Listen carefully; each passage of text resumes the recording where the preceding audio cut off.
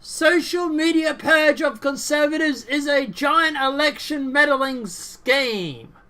Regarding the heading, I actually agree with. If you go through and remove conservative voices from the internet, then yes, that technically is election meddling because you're removing one side of the political spectrum. If you go shutting down a whole bunch of YouTube channels from conservatives, their message isn't getting out. And it's not like mainstream media is going to do it anytime soon. So at the end of the day, yes, that would be election meddling. It's not foreign meddling, but it is election meddling. Although with Apple and that now moving to China for their services and stuff, you might be able to make that claim as well. But let's jump into it. Big tech war on free speech is a resistance plot. It can no longer be denied that there is a coordinated, sustained agenda to censor and silence conservatives by social media Silicon Valley giants as a part of a giant election meddling scheme. It's widely acknowledged Facebook and Google, both backed by Barack Obama and Hillary Clinton in the past two presidential elections.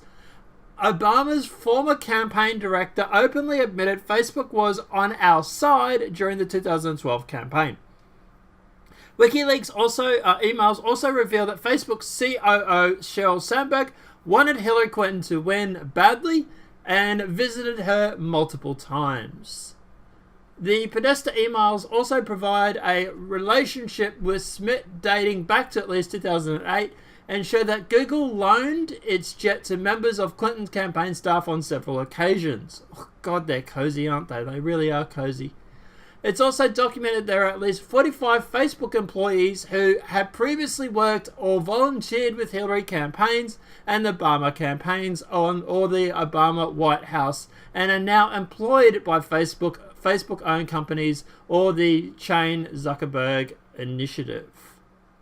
These political connections diminish that it's just a private company argument, and they also illustrate how the silencing of conservatives is deliberate effort to help the Democrats' election prospects. A leaked internal Facebook message board post also reveals how conservatives within the company have become irate at its censorious nature. Quote, "We are a political monoculture that's intolerant or a different view," said the post. "We claim that we're all perspective, but we are quick to attack, often in mobs, anyone who presents a view that appears to be in opposition to the left-leaning ideology." While CNN claims the censorship of conservatives is a conspiracy theory and that President Trump claims that big tech silence independent voices is false, the multitude of evidence suggests otherwise. Just look at the sheer number of right-leaning commentators, political candidates, and news outlets that have been hit with bans, suspensions, or others censorship. So Alex Jones has been banned by Facebook, YouTube, Apple, Spotify, numerous other tech platforms within a 48-hour period.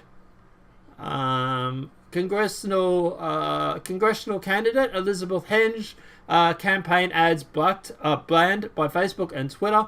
Roger Stone was banned by Twitter. Gavin McInnes and the Proud Boys was banned by Twitter over spurious claims of supporting violence and being an extremist group. Prague University, repeated censorship by YouTube. Diamond and Silk, repeated suspended by Facebook. Robert Spencer, MasterCard pressured Patreon to remove Spencer's payment processing. Avil King, I might be mispronouncing. Facebook's censored paid ads for pro-life campaign.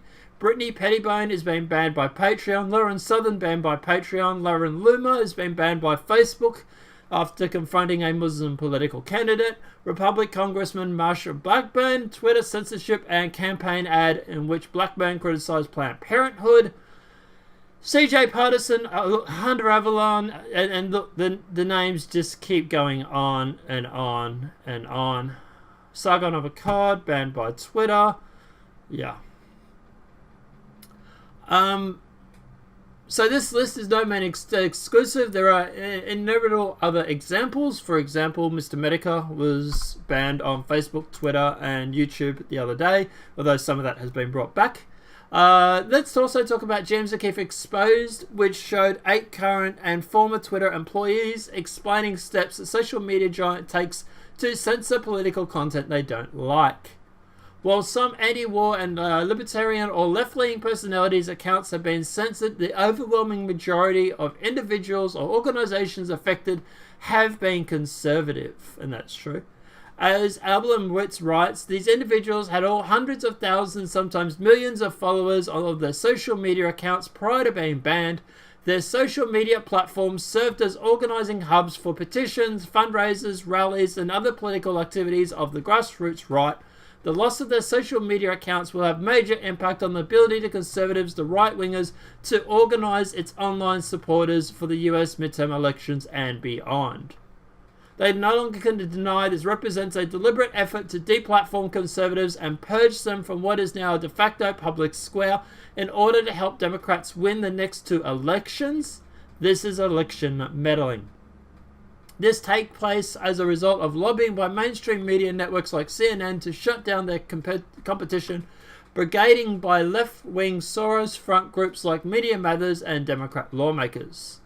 Just a month before Infowars was banned, the Facebook by YouTube, Democratic Congressman Ted Deutsch, might be mispronouncing, demanded that Facebook and YouTube ban Infowars. It's not just private companies enforcing their terms of service, it's a coordinated conspiracy by big media, big tech, and Democratic Party lawmakers to silence political adversaries. Studies have shown that algorithm changes alone are the very type that Trump complained about this week in his tweet this week, can shift millions of votes in elections. Action must be taken. The new White House petition has launched, calling on Trump to pressure the Congress to pass legislation that will protect free speech rights online. You can please sign it here. Once the petition passes 100,000 signatures, the White House will be forced to respond. In addition to the petition will help with lawyers, Infowars has drawn up a series of recommendations to be sent to the Trump administration that will help protect free speech online. Suggestions include directing the Justice Department to open investigation into whether the First Amendment and antitrust laws violation by major social media platforms.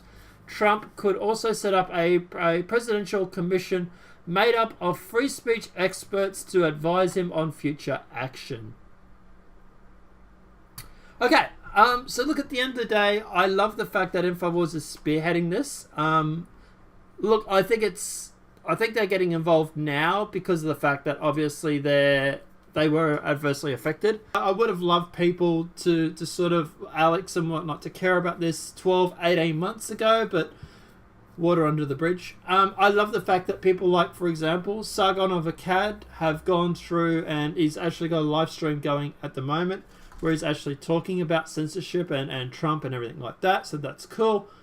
But other YouTubers just don't seem to keep pushing this narrative. Like, for example, Count Dankula. Okay, you went to court, you raised all this money to fight your court battles and everything like that. Congrats, cool, yahoo. But you haven't really done much since. And it's not just people on the center or on the left or on the right or on the far right. You know, like at the end of the day, you know, like we're going to do another story on this, and you'll probably see this other video come up later, but Chelsea Manning has been banned, or not banned, but possibly going to be banned from Australia or New Zealand. So, you know, that is kind of similar to the whole Lawrence thing, but I'll get into that in another video. But the far left, you don't care about censorship at the moment because you're the one that's in control of these social contracts. So you control society, you control the education system. But once you lose that power, once the centrist or the right or the far right or whoever it may be comes in power and takes that away from you, all of a sudden you are going to care about censorship a lot more than what you care about it right now. And it seems like people only care about freedom of speech and censorship when it directly affects them. Well, at the end of the day, no.